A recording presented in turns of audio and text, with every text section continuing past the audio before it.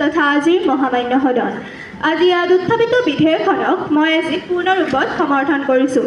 কাৰণ মাননীয় অধ্যক্ষ মহোদয়, অসমীয়া দেখাৰ কথা আছে যে ফিৰিঙতিৰ পৰা খাণ্ডৱদা হয়।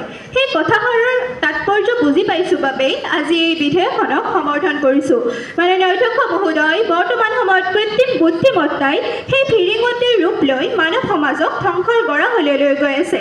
মাননীয় অধ্যক্ষ মহোদয়, সন্মানীয় বিৰোধী পক্ষৰ ব্যক্তিসকলে কোৱা মতে এয়া সঁচা যে কৃত্ৰিম বুদ্ধিমত্তা আমাৰ কামবোৰ কম সময়তে অতি নিয়াৰিকৈ কৰি দিয়ে। কিন্তু মাননীয় অধ্যক্ষ মহোদয়, কৃত্ৰিম বুদ্ধিমত্তাই আমাক লাহে লাহে আলস্যবশ কৰি তুলিছে।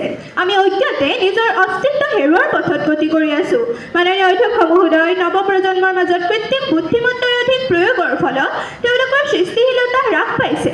উদাহৰণস্বৰূপে জোনাকী যুগৰ ত্ৰিমূৰ্তি আছিল চন্দ্ৰকুমাৰ আগৰৱালা, লক্ষ্মীনাথ বেজবৰুৱা, হেমচন্দ্ৰ গোস্বামী। তেওঁলোকৰ ৰচনাৰাজি আছিল স্বৰচিত।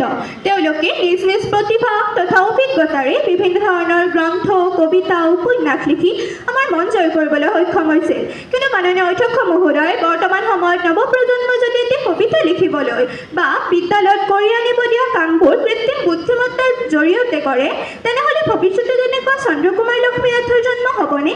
নিশ্চয় নহয় মাননীয় অধ্যক্ষ মহোদয়। সেয়েহে আজি এই বিধেয়কখনক সম্পূৰ্ণৰূপে সমৰ্থন কৰিলোঁ। মাননীয় অধ্যক্ষ মহোদয়, কৃত্ৰিম বুদ্ধিমত্তাৰ প্ৰয়োগৰ ফলত এখন দেশৰ নিবনুৱা সমস্যা বহু পৰিমাণে বৃদ্ধি পাইছে।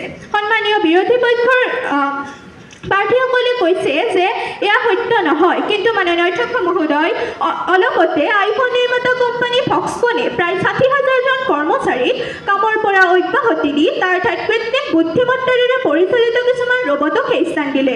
তেনেহ'লে মাননীয় অধ্যক্ষ মহোদয়, সেই 60,000জন কৰ্মচাৰী কি হ'ল? তেওঁলোক এখন দেশৰ নিবনুৱাৰ শাৰীলৈ নাহিব জানো?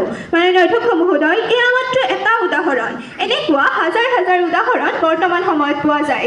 মাননীয় অধ্যক্ষ মহোদয়, আজি মই এই কথাটো ক'বলগীয়া হোৱাত লজ্জিত যে যিখন সমাজৰ পৰা শংকৰদেৱ, মাধৱদেৱৰ দৰে মহান মহান পুৰুষসকলৰ জন্ম হৈছিল, সেইখন সমাজতে প্ৰতিদিনে 35.6% কৃত্ৰিম বুদ্ধিমত্তাৰ প্ৰয়োগ হৈ আছে।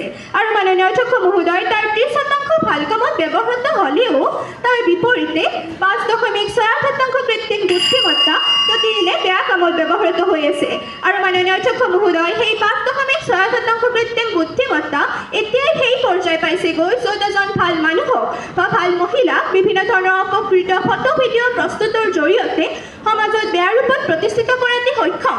তেনেহ'লে মাননীয় অধ্যক্ষ মহোদয়, আমি হয়তো কল্পনাও কৰিব নোৱাৰিছোঁ যে আগন্তুক 10 বা 15 বছৰলৈ হয়তো কৃত্ৰিম বুদ্ধিমত্তা কি চূড়ান্ত পৰ্যায় পাবগৈ। মাননীয় অধ্যক্ষ মহোদয়, অৱশেষত এটি ফকৰা যোজনাৰে সমাপ্ত কৰিব বিচাৰিম যে অধিক ভোজন পেটলৈ বেয়া। তেনেকৈ সকলো বস্তুৱে এটা নিয়ন্ত্ৰিত ৰূপত আমি ব্যৱহাৰ কৰিব লাগে। কৃত্ৰিম বুদ্ধিমত্তাকো আমি প্ৰয়োজন মতেহে ব্যৱহাৰ কৰা উচিত। অত্যাধিক কৃত্ৰিম বুদ্ধিমত্তাৰ প্ৰয়োগৰ ফলত বিজ্ঞানৰ অন্যতম অৱদানবিদ আমাৰ বাবে আশীৰ্বাদ নহয় অভিশাপহে হ'ব। ধন্যবাদ মাননীয় অধ্যক্ষ মহোদয়, ধন্যবাদ মহামান্য সদন।